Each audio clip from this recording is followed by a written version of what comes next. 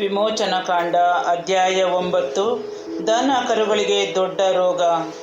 ಅನಂತರ ಸರ್ವೇಶ್ವರ ಮೋಶೆಗೆ ಹೇಳಿದ್ದೇನೆಂದರೆ, ನೀನು ಫರೋಹನ ಬಳಿಗೆ ಹೋಗಿ ಹೀಗೆಂದು ಹೇಳು, ಇಬ್ರಿಯರ ದೇವರಾದ ಸರ್ವೇಶ್ವರನು ತನ್ನನ್ನು ಆರಾಧಿಸಲು ತನ್ನ ಜನರಿಗೆ ನಿಮ್ಮಿಂದ ಹೋಗಲು ಅಪ್ಪಣೆಯಾಗಬೇಕೆಂದು ಹೇಳಿದ್ದರು. ನೀನು ಅವರನ್ನು ಅಪ್ಪಣೆ ಕೊಡದೆ ಇನ್ನೂ ಅವರನ್ನು ತಡೆದೆಯಾದರೆ ಸರ್ವೇಶ್ವರನು ನಾಡಿನಲ್ಲಿರುವ ನಿನ್ನ ಎಲ್ಲ ಕುದುರೆ, ಕತ್ತೆ, ಒಂಟೆ, ದನ, ಕುರಿ, ಆಡು ಇವೆಲ್ಲ ಪ್ರಾಣಿಗಳ ಮೇಲೆ ಕೈಯೆತ್ತಿ ದೊಡ್ಡ ರೋಗ ಬರುವಂತೆ ಮಾಡುವರೆಂದು ತಿಳಿದುಕೋ. ಇಸ್ರಾಯೇಲರ ಪಶು ಪ್ರಾಣಿಗಳಿಗೂ ಈಜಿಪ್ಟಿನರ ಪಶು ಪ್ರಾಣಿಗಳಿಗೂ ಆತನು ವ್ಯತ್ಯಾಸ ಮಾಡುವನು. ಇಸ್ರಾಯೇಲರ ಪಶು ಪ್ರಾಣಿಗಳಲ್ಲಿ ಒಂದೂ ಸಾಯುವುದಿಲ್ಲವೆಂದು ಹೇಳು. ಇದಕ್ಕೆ ಕಾಲವನ್ನು ಆತ ನಿಗದಿ ಮಾಡಿದ್ದಾರೆ, ನಾಳೆಯೇ ಈ ಕಾರ್ಯವನ್ನು ನಡೆಸುವರು ಎಂದು ಹೇಳು. ಮಾರನೆಯ ದಿನವೇ ಸರ್ವೇಶ್ವರ ಈ ಕಾರ್ಯವನ್ನು ನೆರವೇರಿಸಿದರು. ಈಜಿಪ್ಟಿನವರ ಪಶು ಪ್ರಾಣಿಗಳೆಲ್ಲ ಸಾಯುತ್ತಾ ಬಂದವು, ಇಸ್ರಾಯೇಲರ ಪಶು ಪ್ರಾಣಿಗಳಲ್ಲಿ ಒಂದೂ ಸಾಯಲಿಲ್ಲ. ಫರೋಹನು ಆಳುಗಳನ್ನು ಕಳುಹಿಸಿ ವಿಚಾರಿಸಿದನು, ಇಸ್ರಾಯೇಲರ ಪಶು ಪ್ರಾಣಿಗಳಲ್ಲಿ ಒಂದೂ ಸಾಯಲಿಲ್ಲವೆಂದು ತಿಳಿದು ಬಂದಿತು. ಆದರೂ ಕೂಡ ಫರೋಹನ ಹೃದಯ ಕಠಿಣವಾಯಿತು. ಆ ಜನರಿಗೆ ಹೊರಡಲಿಕ್ಕೆ ಅವನು ಅಪ್ಪಣೆ ಕೊಡದೆ ಹೋದನು. ಕುರುವಿನ ಮೇಲೆ ಬೊಕ್ಕೆ. ಸರ್ವೇಶ್ವರ ಮೋಶೆ ಮತ್ತು ಆರೋನರಿಗೆ, ನೀವು ಆವಿಗೆಯ ಬೂದಿಯನ್ನು ಕೈ ತುಂಬ ತೆಗೆದುಕೊಳ್ಳಿ. ಮೋಶೆ ಅದನ್ನು ಫರೋಹನ ಕಣ್ಮುಂದೆ ಆಕಾಶಕ್ಕೆ ತೂರಲಿ. ಅದು ಪುಡಿ ಪುಡಿಯಾಗಿ ಈಜಿಪ್ಟ್ ದೇಶದಲ್ಲೆಲ್ಲ ಹಬ್ಬಿ ಮನುಷ್ಯರನ್ನು, ಪಶು ಪ್ರಾಣಿಗಳನ್ನು, ಕುರುಗಳನ್ನೆಬ್ಬಿಸಿ ಒಡೆದು ಹುಣ್ಣಾಗುವಂತೆ ಮಾಡುವುದು ಎಂದು ಹೇಳಿದರು. ಮೋಶೆ ಮತ್ತು ಆರೋನರು ಆವಿಗೆಯ ಬೂದಿಯನ್ನು ತೆಗೆದುಕೊಂಡು ಫರೋಹನ ಮುಂದೆ ನಿಂತುಕೊಂಡರು. ಮೋಶೆಯ ಬೂದಿಯನ್ನು ಆಕಾಶಕ್ಕೆ ತೂರಿದನು. ಅದು ಮನುಷ್ಯರಲ್ಲೂ ಪಶು ಪ್ರಾಣಿಗಳಲ್ಲೂ ಕುರುಗಳನ್ನೆಬ್ಬಿಸಿ ಒಡೆದು ಹುಣ್ಣಾಗುವಂತೆ ಮಾಡಿತು. ಆ ಹುಣ್ಣುಗಳು ಮಂತ್ರವಾದಿಗಳನ್ನು ಈಜಿಪ್ಟಿನವರೆಲ್ಲರನ್ನೂ ಇದ್ದುದರಿಂದ ಆ ಮಂತ್ರವಾದಿಗಳು ಹುಣ್ಣುಗಳ ನಿಮಿತ್ತ ಮೋಶೆಯ ಮುಂದೆ ನಿಲ್ಲಲಾರದೆ ಹೋದರು. ಆದರೂ ಸರ್ವೇಶ್ವರ ಮೋಶೆಗೆ ಮುಂತಿಳಿಸಿದಂತೆಯೇ ಆಯಿತು. ಸರ್ವೇಶ್ವರ ಫರೋಹನ ಹೃದಯವನ್ನು ಕಠಿಣಗೊಳಿಸಿದ್ದರಿಂದ ಅವನು ಅವರ ಮಾತಿಗೆ ಕಿವಿಗೊಡದೆ ಹೋದನು. ಆನೆಕಲ್ಲಿನ ಮಳೆ. ಬಳಿಕ ಸರ್ವೇಶ್ವರ ಮೋಶೆಗೆ ಇಂತೆಂದರು, ನೀನು ಬೆಳಿಗ್ಗೆ ಎದ್ದು ಹೋಗಿ ಫರೋಹನ ಮುಂದೆ ನಿಂತುಕೊಂಡು ಹೀಗೆನ್ನಬೇಕು, ಇಬ್ರಿಯರ ದೇವರಾದ ಸರ್ವೇಶ್ವರನಿಗೆ ಮಾಡುವ ಆಜ್ಞೆ ಇದು, ನನ್ನನ್ನು ಆರಾಧಿಸಲು ನನ್ನ ಜನರಿಗೆ ಅಪ್ಪಣೆ ಕೊಡಬೇಕು. ಇಲ್ಲವಾದರೆ ಈ ಸಾರಿ ವಿಧಿಸುವ ಈ ಬಾಧೆಗಳು ನಿನ್ನ ಪ್ರಜಾ ಪರಿವಾರದವರಿಗೆ ಮಾತ್ರವಲ್ಲ, ನಿನಗೂ ತಗಲುವುದು. ಇದರಿಂದ ಇಡೀ ಲೋಕದಲ್ಲಿ ನನಗೆ ಸಮಾನರು ಬೇರೆ ಯಾರೂ ಇಲ್ಲವೆಂದು ನೀನು ತಿಳಿದುಕೊಳ್ಳುವೆ. ನಾನು ಕೈಯೆತ್ತಿ ನಿನ್ನನ್ನು, ನಿನ್ನ ಪ್ರಜೆಗಳನ್ನು ಅಂಟು ರೋಗದಿಂದ ಸಾಯಿಸಬಹುದಾಗಿತ್ತು, ಆದರೆ ನೀನು ಈವರೆಗೆ ಭೂಮಿಯಲ್ಲಿ ಇರದಂತೆ ನಿರ್ಮೂಲವಾಗುತ್ತಿದ್ದೆ. ಆದರೆ ನಾನು ನಿನ್ನಲ್ಲಿ ನನ್ನ ಶಕ್ತಿಯನ್ನು ತೋರಿಸಿ ನನ್ನ ಹೆಸರನ್ನು ಲೋಕದಲ್ಲೆಲ್ಲ ಪ್ರಸಿದ್ಧಿಪಡಿಸಬೇಕೆಂಬ ಉದ್ದೇಶದಿಂದಲೇ ನಿನ್ನನ್ನು ಸಾಯಿಸದೆ ಉಳಿಸಿದ್ದೇನೆ.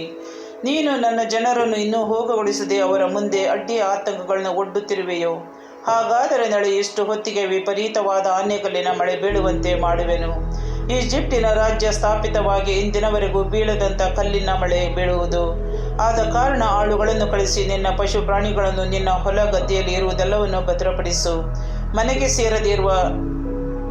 ಸೇರದೆ ಹೊರಗೆ ಇರುವ ಎಲ್ಲ ನರಮಾನವರು, ಪಶು ಪ್ರಾಣಿಗಳು ಆ ಕಲ್ಲಿನ ಮಳೆಯ ಹೊಡೆತದಿಂದ ಸಾಯುವರು. ಫರೋಹನ ಸೇವಕರಲ್ಲಿ ಕೆಲವರು ಸರ್ವೇಶ್ವರನ ಈ ಮಾತಿಗೆ ಹೆದರಿ ತಮ್ಮ ಆಳುಗಳನ್ನು, ಪಶು ಪ್ರಾಣಿಗಳನ್ನು ಬೇಗನೆ ಮನೆಗೆ ಬರಮಾಡಿಕೊಂಡರು. ಮಿಕ್ಕವರು ಆ ಮಾತನ್ನು ಗಮನಕ್ಕೆ ತಂದುಕೊಳ್ಳದೆ ತಮ್ಮ ಆಳುಗಳನ್ನು, ಪಶು ಪ್ರಾಣಿಗಳನ್ನು ಹೊಲ ಗದ್ದೆಗಳಲ್ಲೇ ಬಿಟ್ಟರು. ಸರ್ವೇಶ್ವರ ಮೋಶೆಗೆ, ಆಕಾಶದತ್ತ ನಿನ್ನ ಕೈ ಚಾಚು, ಆಗ ಈಜಿಪ್ಟ್ ದೇಶದಲ್ಲೆಲ್ಲ ಆನೆಕಲ್ಲಿನ ಮಳೆ ಬೀಳುವುದು, ಮನುಷ್ಯರ ಮೇಲೂ ಮೃಗಗಳ ಮೇಲೂ ಹೊಲದಲ್ಲಿನ ಪೈರು ಪಚ್ಚಗಳ ಮೇಲೂ ಬೀಳುವುದು ಎಂದು ಹೇಳಿದರು.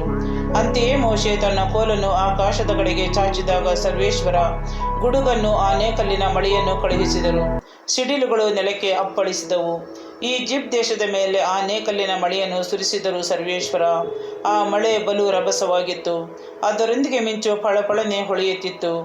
ಈಜಿಪ್ಟಿನವರು ಒಂದು ರಾಷ್ಟ್ರವಾದಂದಿನಿಂದ ಆ ದೇಶದಲ್ಲಿ ಅಂಥ ಘೋರವಾದ ಆನೆಕಲ್ಲಿನ ಮಳೆ ಆಗಿರಲಿಲ್ಲ.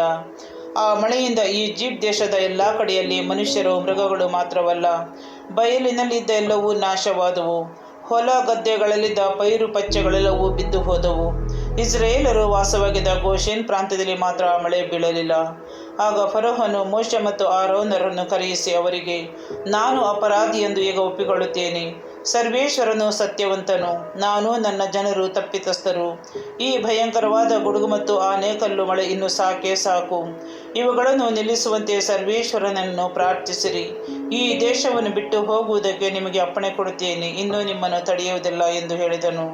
ಅದಕ್ಕೆ ಮೋಶೆ, ನಾನು ಈ ಪಟ್ಟಣದಿಂದಾಚೆಗೆ ಹೋದ ಕೂಡಲೇ ಸರ್ವೇಶ್ವರ ಸ್ವಾಮಿಗೆ ಕೈಯೆತ್ತಿ ಪ್ರಾರ್ಥಿಸುವೆನು. ಆಗ ಗುಡುಗು ಮತ್ತು ಕಲ್ಲಿನ ಮಳೆಯು ನಿಂತು ಹೋಗುವು. ಇದರಿಂದ ಇಡೀ ಲೋಕವು ಸರ್ವೇಶ್ವರನ ಅಧೀನದಲ್ಲಿದೆಯೆಂದು ತಾವು ತಿಳಿದುಕೊಳ್ಳುವಿರಿ. ಆದರೂ ತಾವಾಗಲಿ ತಮ್ಮ ಪರಿವಾರದವರಾಗಲಿ ದೇವರಾದ ಸರ್ವೇಶ್ವರನಿಗೆ ಭಯಪಡುವುದಿಲ್ಲವೆಂದು ಬಲ್ಲೆನು ಎಂದನು. ಜವೆಗೋಧಿ ಮತ್ತು ಅಗಸೆ ಬೆಳೆಗಳು ನಾಶವಾದವು, ಏಕೆಂದರೆ ಜವೆಗೋಧಿ ತೆನೆ ಬಿಟ್ಟಿತ್ತು, ಅಗಸೆ ಮೊಗ್ಗು ಕಚ್ಚಿತ್ತು. ಆದರೆ ಗೋಧಿ ಮತ್ತು ಕಡಲೆ ಹಿಂದಿನ ಬೆಳೆಗಳಾಗಿದ್ದುದರಿಂದ ಅವರುಗಳಿಗೆ ನಷ್ಟವಾಗಲಿಲ್ಲ. ಮೋಶೆ ಫರೋಹನನ್ನು ಬಿಟ್ಟು ಪಟ್ಟಣದಿಂದ ಹೊರಗೆ ಬಂದು ಸರ್ವೇಶ್ವರ ಸ್ವಾಮಿಯ ಕಡೆಗೆ ಕೈಯೆತ್ತಿ ಪ್ರಾರ್ಥಿಸಿದನು. ಗುಡುಗು, ಆನೆ ಕಲ್ಲು ಹಾಗೂ ಮಳೆ ನಿಂತು ಹೋದವು. ಆದರೆ ಆ ಕಲ್ಲು ಮಳೆ ಗುಡುಗು ನಿಂತು ಹೋದದ್ದನ್ನು ಫರೋಹನು ಕಂಡಾಗ ಅವನು ಮತ್ತು ಅವನ ಪರಿವಾರದವರು ತಮ್ಮ ಹೃದಯವನ್ನು ಪುನಃ ಕಠಿಣವಾಗಿಸಿಕೊಂಡು ಪಾಪ ಕಟ್ಟಿಕೊಂಡರು. ಮೋಶೆಯ ಮುಖಾಂತರ ಸರ್ವೇಶ್ವರ ಹೇಳಿದಂತೆ ಆಯಿತು. ಫರೋಹನ ಹೃದಯ ಕಲ್ಲಾಯಿತು, ಇಸ್ರಾಯೇಲರನ್ನು ಅವನು ಹೋಗಲು ಬಿಡಲಿಲ್ಲ.